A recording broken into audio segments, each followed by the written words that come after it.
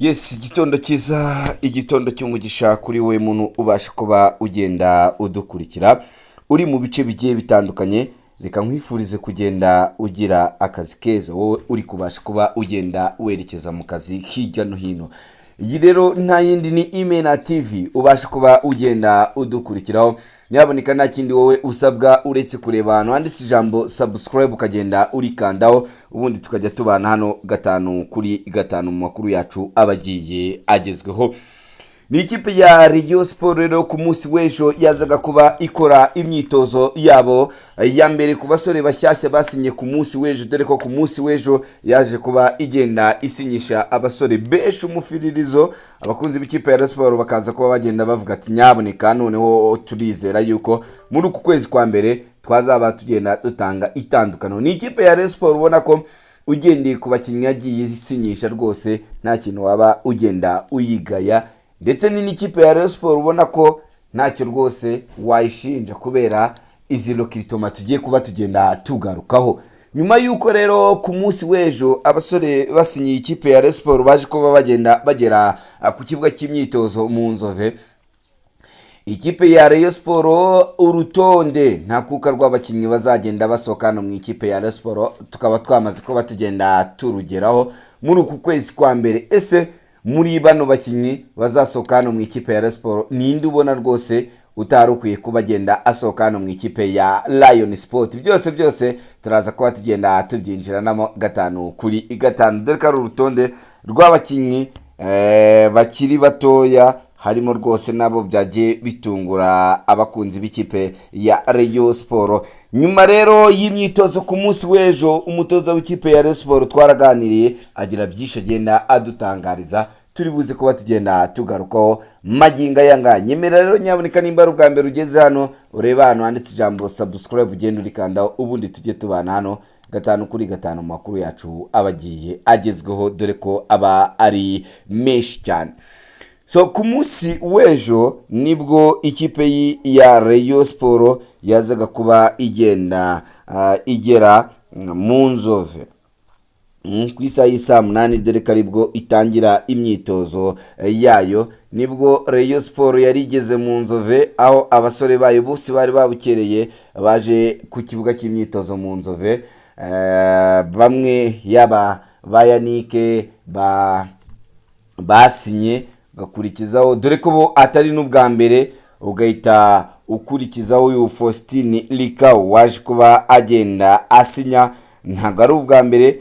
Gakurikizaho Bakwizera Olivier, abangaba bo bari basanzwe bazwi hano mu ikipe ya Rayon Sport, ariko ku munsi w'ejo ikipe ya Rayon Sport yakoze icyo bita hit signing, yasinyishije abakinnyi benshi umunsi umwe, kandi bose bahita bagera ku kibuga cy'imyitozo mu Nzove. So ibi bigahita bihura nuko rero abakunzi b'ikipe ya Rayon Sport bavuga bati nyaboneka muri uku kwezi kwa mbere turaza kuba tugenda dutanga challenge zikomeye cyane, kuko ni ikipe ya Rayon Sport rwose ubona yuko muri uku kwezi kwa mbere iraza kuba ihagaze neza cyane mu gihe nta kivangiye, dore ko ikipe ya Rayon Sport rwose ubona ko imvune zikomeje kuba zigenda ziyibana ikibazo gikomeye cyane. Ibi rero bikaza no kuba bigenda binagarukwaho yuko bitewe n'abakinnyi bayo bari ahangaha mu bitaro. So mbere yuko rero ngaruka ku bakinnyi yasinyishije, ngira ngo twari twaje no kuba tugenda tubigarukaho,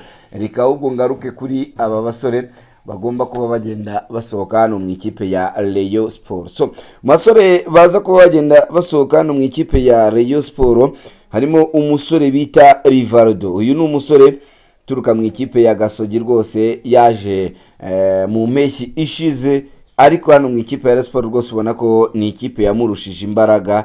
Rero uyu mwana muri uku kwezi kwa mbere akaza kuba agenda atandukana n'ikipe ya Rayon Sport, akaza kuba agenda yishakira ikipe banganya urwego rwe. Ntabwo ari Rivaldo wenyine rero, uyu Abdulaziz hagahita hakubitiraho n'uyu musore ukina mu ikipe ya Rayon Sport, navuga ko wari umazemo igihe kinini cyane, Adama Bagayogo. Uyu Adama Bagayogo ku bwa Jean Fideli, uyu musore amakipe yo mu gihugu cy'Ubufaransa yigize ko bagenda amushaka, ariko abantu baravuga ati uyu aracyari umwana na hazaza y'ikipe ya Rayon Sport, reka twe kuba twabasha kuba twagenda tumusohora. So magingo aya ngaya rero ni Adama, ubona ko travaye ziwe rwose nta kirimo kuko nta kintu yeprovingaho, ubwo ni Adama ubona ko agenda kura asubira inyuma. So bityo rero abakunzi b'ikipe ya Rayon Sport bakaba bavuga bati nimba bimeze uku nguku rero twakabaye tugenda tumutiza akabasha kuba yagenda agarura urwego rwiwe. Nyuma y'ibyo ngibyo rero ntago ari we wenyine, Niyonzima Olivier Sefu nawe araza kuba agenda asohoka hano mu ikipe ya Rayon Sport nkuko byaje kuba bigenda bijya hanze magingo aya ngaya. Olivier Sefu numwe mu bagabo n'ubundi basinye hano mu ikipe ya Rayon Sport, ubona yuko rwose abakunzi b'ikipe ya Rayon Sport bibaza se kuki yongeye gusinya, ariko hakaza none ikintu cyavugaga kiti ese uyu musore impamvu yemeye kongera gusinya mu ikipe ya Rayon Sport rwose nuko ikipe ya Rayon Sport yari ifite ibibazo by'abakinnyi, bitewe n'abakinnyi bari barangije amasezerano, nyaboneka ugahita ukurikizaho yuko aba bakinnyi bari bamaze kuba bagenda berekana yuko bazatandukana n'ikipe ya Rayon Sport. Ikindi kandi Rayon Sport nta mafaranga yari ifite yo kuba yajya kugura undi musore wakinaga hano kuri kabiri, niko kumuha amasezerano. Rayon benshi bagiye banabishidikanyaho, ariko biza kurangira bamuhaye amasezerano.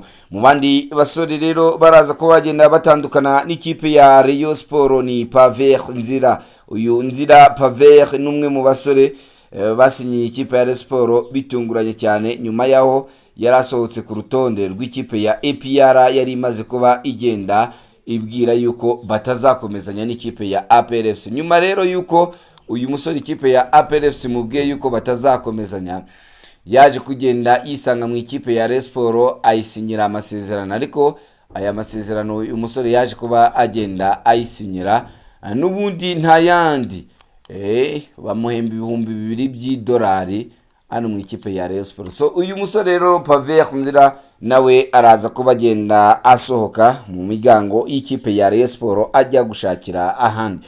Byumvikane yuko mu basore baratandukana n'ikipe ya Rayon Sport harimo umusore bita Musore Press, araza kuba agenda atandukana n'ikipe ya Rayon Sport. Hakaza Rivaldo aratandukana n'ikipe ya Rayon Sport.